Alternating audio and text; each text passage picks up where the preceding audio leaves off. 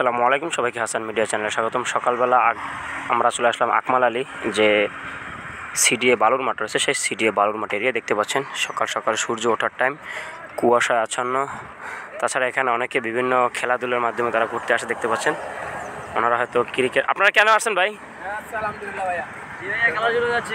Cricket না football?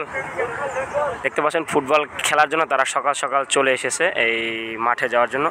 আর তাছাড়া এখানে যে আকমাল আলী সিডিএ বালুর মাঠ, এখানে কিন্তু বিশেষ করে কোরবানির সময় এই পুরো মাঠ জুড়েই আসলে কোরবানির পশু বিক্রি করার একটা হাট বসে।